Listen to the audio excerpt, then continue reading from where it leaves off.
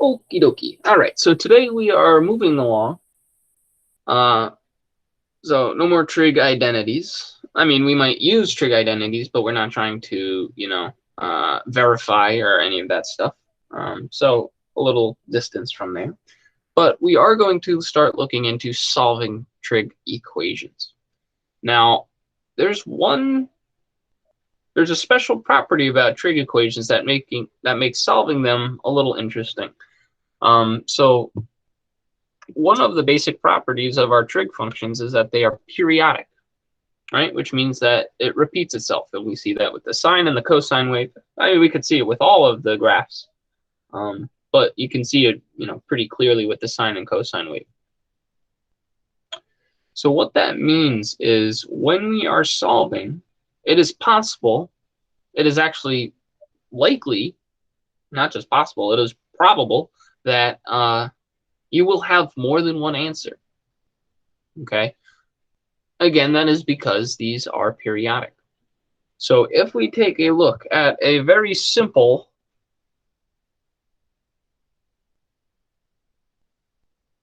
equation, sine of x equals 1/2, or sine of theta equals 1/2, however you want to write it. This simple equation has an infinite amount of solutions, right? If, without actually doing any actual calculations, if we look at the graph, right? In red, I have y equals sine of x. In blue, I have y equals 1/2, right?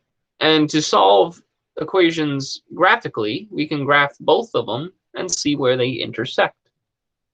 Well, I see one spot where it intersects right here, but then, right, it comes back down. And I see another spot where it intersects. And then it happens again. And it happens again. And it happens again. And again. And again. Right? So, we have, again, an infinite amount of solutions. And I can go in the opposite direction. And I have solution here and a solution here. And we can even see this, and I've mentioned it before, okay, if we are also using the unit circle. So remember, in the unit circle, the sign is equivalent to the y value of your coordinates, right? So I'm only going to look at the top half, since I'm looking at y equals 1/2. Right? So from here, and it's not the most accurate drawing.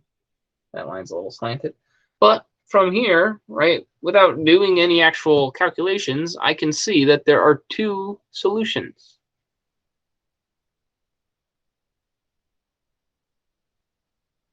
Just by looking at this. And again, we know that this is periodic. So I know that at this point, if I add one full rotation, I end back up at this point, okay? And I can keep adding 2 pi, or 360, and I'll keep ending up at the same spot. Okay. In particular, this solution here, you might have saw it, was pi over 6, or 30 degrees. And this one over here was 5 pi over 6, or 150 degrees.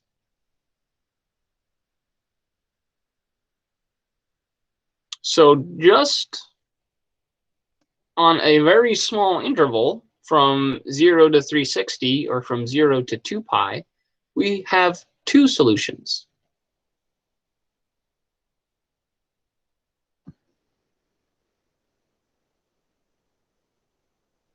And then, like I said, what we can also do is I can keep adding on 2 pi. Right? So this would also be a solution. And then if I added on another 2 pi, so it would be 4 pi. And then I would add another 2 pi, and that would be 6 pi. And every time I did that, I'd still end up in the same spot. So what we say, in order to incorporate all of that, okay, so we'll have the pi over 6 plus 2 pi That's an ugly N, N, as in Nancy. Okay, where N are whole numbers. Okay, positive whole numbers. Actually, it doesn't matter. Does it say here? We call them, oops, the mathematical term, integers. So because we did it with pi over 6, I can also do it with 5 pi over 6.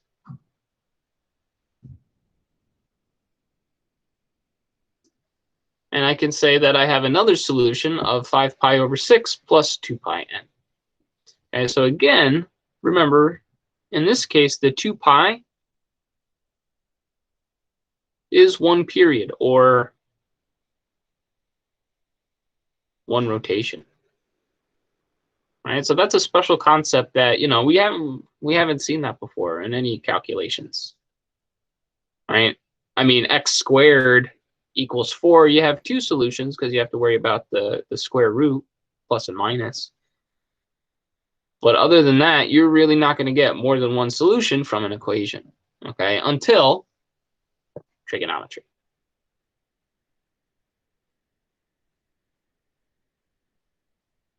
So sometimes they will tell you where to focus your answers. Okay, so you know, with this example, they might say solve. I'm going to change it up to sine of theta equals 1/2 for theta on 0 to 2 pi. All right, so if you see something like this, this is telling you your answers are only going to be between 0 and 2 pi. So you don't have to worry about this part.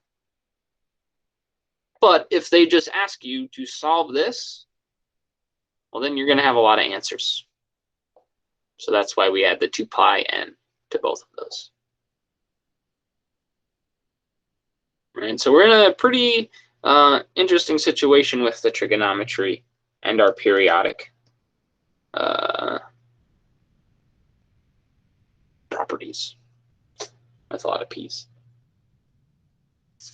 Okay, any questions about that?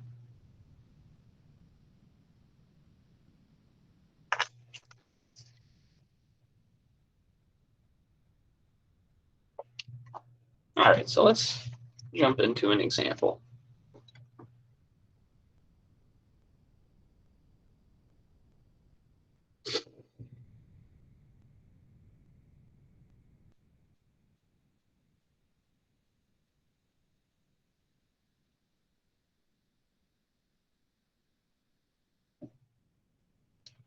All right, so we are going to solve sine of x plus the square root of 2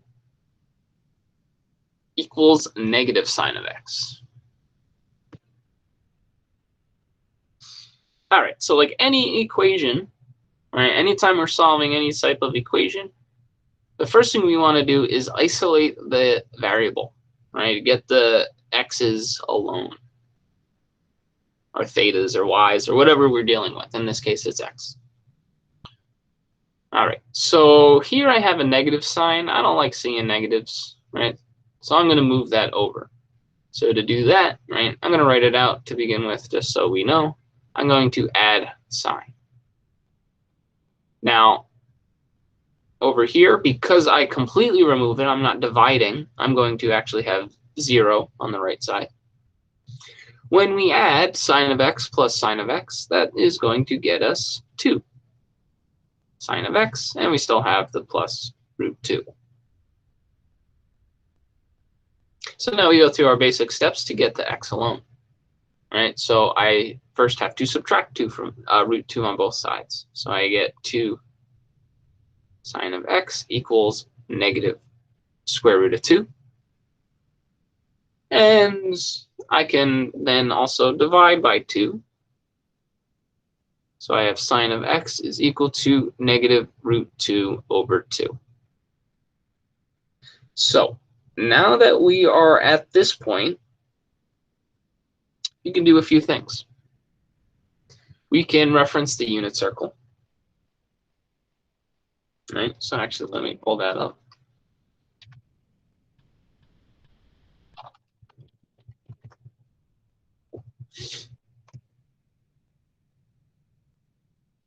Right, so our solution, again, remember sine, even though there's an x variable here, sine talks about the y coordinate of our unit circle. So we're looking for where is the y coordinate equal to negative root 2 over 2. Well, I'm not going to look at the top half because all those y's are positive. But if I go to the bottom half, again, I have two instances where the y value is negative root 2 over 2. So I'm going to write them down. So the first one, if I'm going in order, the first one is going to be 5 pi over 4. And the second one is going to be reflected on the other side, and that is going to be 7 pi over 4. Now, when we are solving, we normally do like to stick with radians. Okay. Again, the only time we really deal with degrees is if we're looking at triangles or if we're doing like the coordinates and the bearings and things like that that we learned about the extra applications of trigonometry. All right, so right, these are only two answers.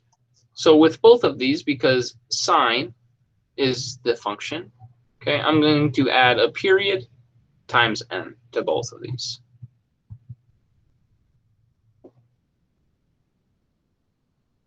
Right, these are known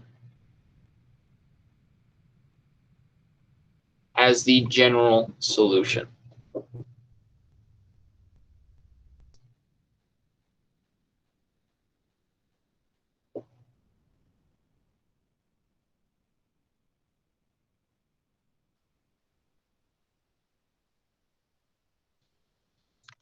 Okay, so the one drawback to this is if you are using a calculator, more than likely you're not going to get 5 pi over 4 as an answer if you tried this. Okay, so say we're at this point here, right? So algebraically, if I wanted to solve this,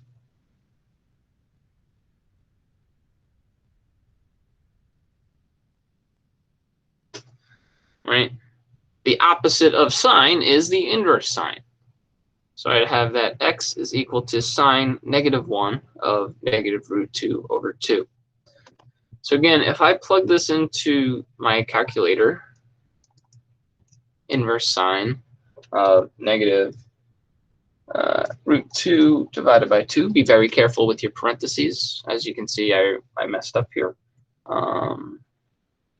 Let me delete.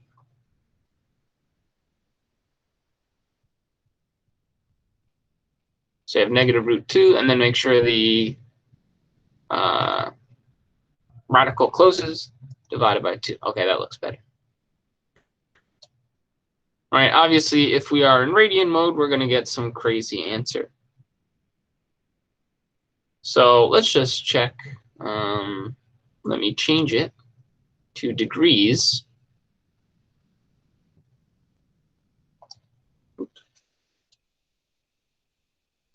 So I get, and this is interesting, the way they decide to tell me, negative 45 degrees.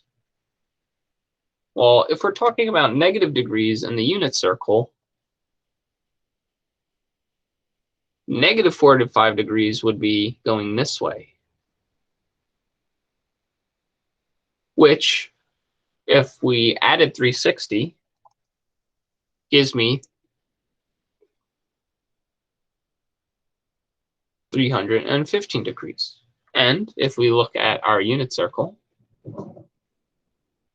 right? I'm sorry, 315, not 350. I said the wrong thing. And if we look at 315, well, that gives us the 7 pi over 4, which we found. Okay, but the one drawback to this is it doesn't show you that second answer. Okay, there's not much that you can do with this method right, to get over here to 225 degrees. So there is a slight drawback if we are talking about using the calculator. All right, it's only going to give you one answer, and that answer is very limited in how it's represented. Okay, it has to be in degrees, and it'll only give you one of those degrees. When we know with sine and cosine, you're going to have two answers just on the unit circle. And then you have an infinite amount of answers when you add the 2 pi n. Right, so they can't really show that with the the calculator, so that's a bit of a drawback. Right, actually, let's try something. So I believe I've told you about the website.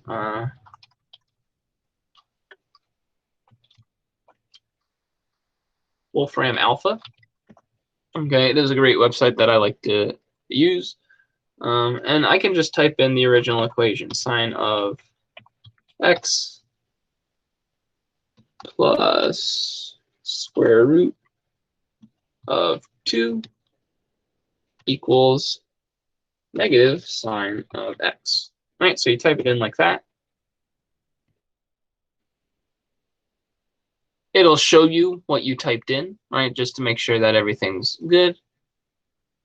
Right, so here it actually shows you a plot of the two graphs together. Right, so this red one would be our sine graph, and this blue one would be adding the square root of 2.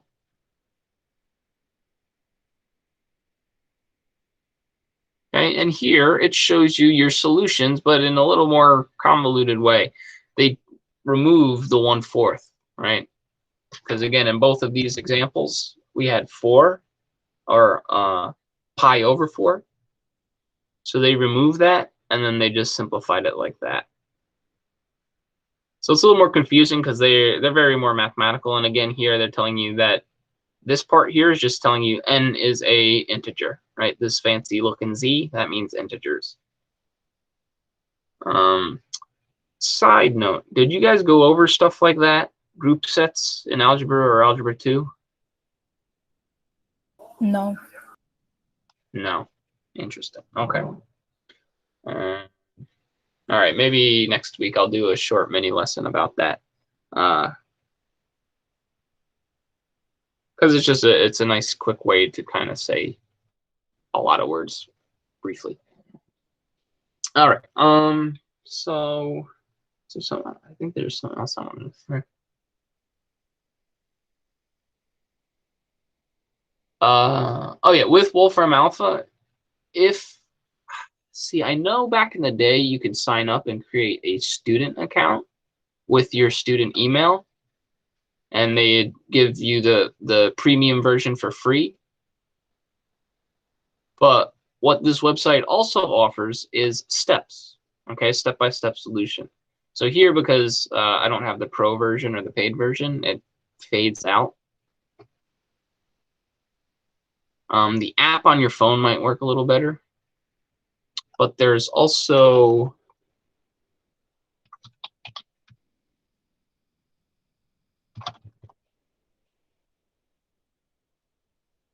Symbo Lab, like symbols, Symbo Lab. Okay, and it's very similar. And then this is nice too because you got all these, you know, mathematical things that you normally couldn't type. Right. So let's just look at this real quick. Sine of x plus. Do they have a square root here? Yep, square root of 2 equals negative sine x. So let's see what this says. Oh, this is real fancy. This gives you answers in both radians and degrees. And does it show you the steps?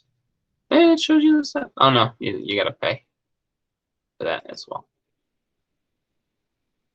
But also a hint that I probably shouldn't be telling you. Symbo Lab does have an app, and with the app, they have an option where you can take a picture of a problem, and it'll do the same thing. So, you know, you can literally just write this down as long as it's nice and neat, and you can take a picture of it, and it'll solve it for you. Okay, what do we got? let's do one more.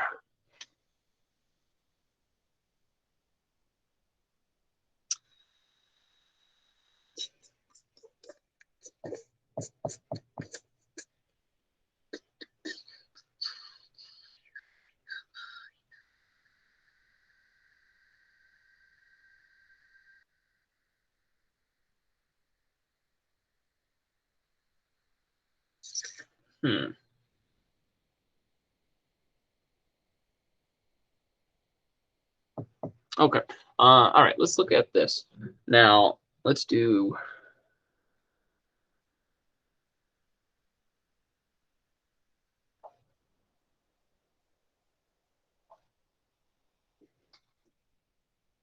Okay. I bring this up. We'll do this quickly. We're running a lot of time. But tangent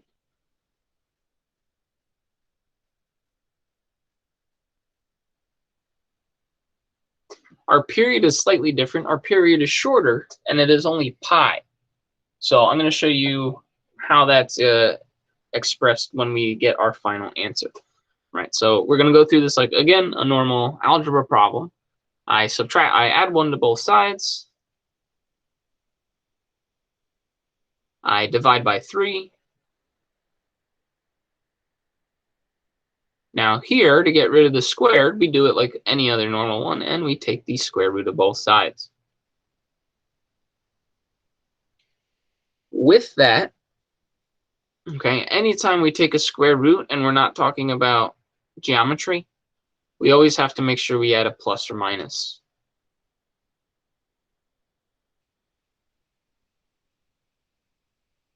Right, and I wrote it like this because the square root of 1 is 1, and the square root of 3, we can't do anything.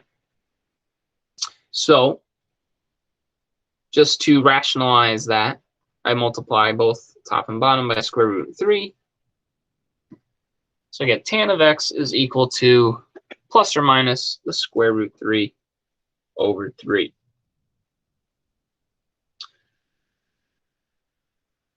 So now finding your solution to this could be a little tricky, right?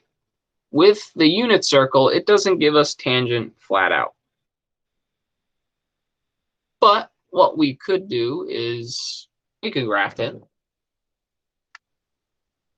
So let me pull up my graphing. So the first I'm going to have tangent of x.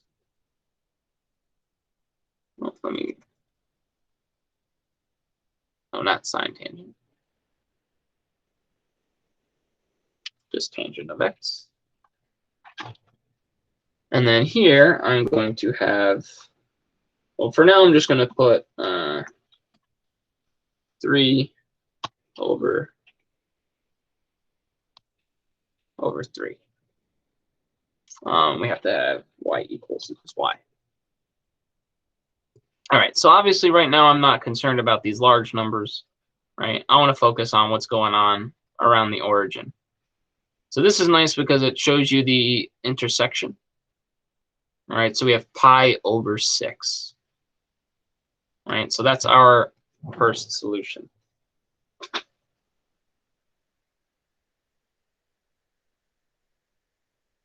So that's one particular solution. Now for my general solution, I'm going to add to that the period, which is now just pi times n.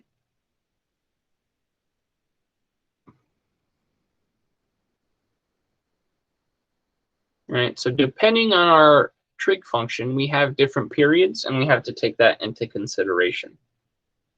Right, so again, this is the particular solution, and then this is taking into consideration that, and we can see it on the graph, right? So pi over 6, the next one, if I add pi, should be 7 pi over 6. And look at that. And then I should have 13 pi over 6. And then 19 pi over 6, right? And I can keep also subtracting. So negative 5 pi over 6, and this should be negative 11, right? So on and so forth. All right. So we will continue with this on Monday. I am not going to give you guys any homework tonight. But what I will say is, I'm not sure if I mentioned this, but progress reports are due Tuesday. So if you're missing anything, please make sure you make up any missing work so you don't have zeros and I don't have to put that you're in danger of failing and call home and all that fun stuff that I'm sure you want me to do. All right, so any missing work, try to get that in as soon as possible. Otherwise, have a great weekend, and I'll see you all on Monday.